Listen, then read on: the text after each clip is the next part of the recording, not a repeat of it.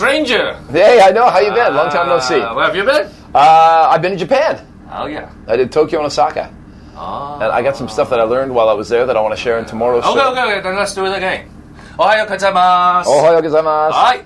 Hi. Okay. Hi. Your keyword for today? A Japanese word? No, it's not a generation, not a Japanese word. I don't know that much Japanese, being like oishi and stuff. Okay. No, So, my keyword word, for today? I want to talk about generational divide. Generational divide. Generational divide. Okay.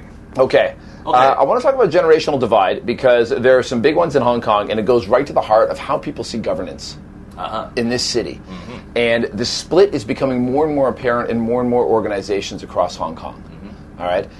There's an older generation that comes from a very command and control, respect for authority. Whoever's oldest knows the best. Whoever's been around the longest knows the best. And we're going to see this played out today with the Baptist University, new vice chancellor appointment, and kind of the test of wills between the administration and the students. And, it's not an issue of young people transforming themselves as they get older. That's what we call a generation gap.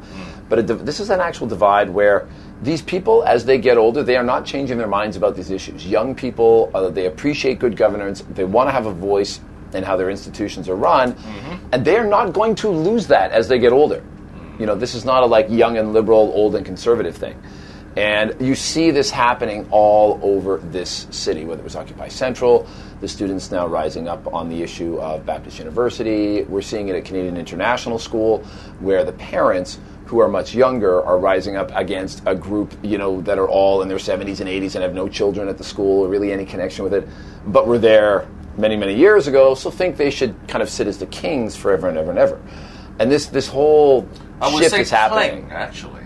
Cling to their power. Cling to their power. It's almost like they don't even know why they're doing it. There's no good reason in terms of modern governance principles why they do it. Just, we were here first and we set it up, and so therefore we should hold forever. They don't. You know what? That's just very strange. I have a theory for that. What's that? You know the WHO? Sure.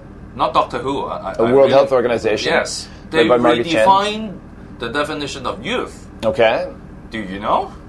Now youth went all the way up to 65. Oh, 65, right? Yes. Really? Which anybody is the at that age? And then after that, there's like young, old, and then all this old, young, old. Yeah. Middle, old, or whatever. Well, with aging demographics, there's a lot of. So now that they are more healthy. Yeah. And with the wisdom, quote unquote wisdom. Right. And experience. Yeah. They think they can contribute more. That's why their fists and also their grabs can help them cling more. Well, quite often they're not contributing more. They're just they're setting up power structures so they can cling on forever and ever. And the status quo will be prolonged. And the status quo will be prolonged, and the thing you end up having, there's a new thread of conversation that's emerging now in places like Canada, the United States, and Europe, and it's about the old eating the young. It's about the old eating the young, and basically voting, because there's so many of them now, they vote in political structures that help the money to flow up to them. So young people get taxed to provide for the services to take care of old people, and healthcare of which is becoming a huge part of it. So this is a new emerging thread that people are looking at, is how gray populations engineer society to serve themselves, and young people, tough for you. Comparatively, Hong Kong should be relatively fortunate. Because I think in the US and even in Australia, they are saying the next generation is the lone generation. The lone generation. Yeah. Because the older generation has left a really big loan because of overspending. Sure. And investment. But luckily, relatively, this part of the world, at least for this city, right now we don't have a loan.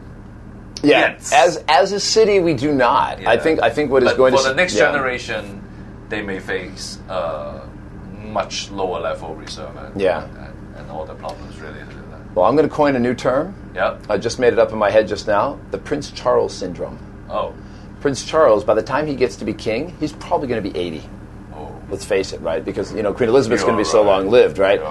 And I think a lot of people now, they think they're going to get their inheritance from their parents. But the fact of the matter is, they've said, okay, well, maybe our parents have done all this. They're taking all the loans out. But we'll get their inheritance in the end. But the inheritance will be eaten up by health care costs in later years of life, so it will never arrive. They'll just be stuck with the debt and no inheritance. to cover it. And tomorrow, I'll talk a little bit more about what that looks like. Okay. So there's a teaser for tomorrow. Come back. Okay. Keyword for the day. Come on back. Inheritance. There you go. All right. Cheers. Okay, cheers.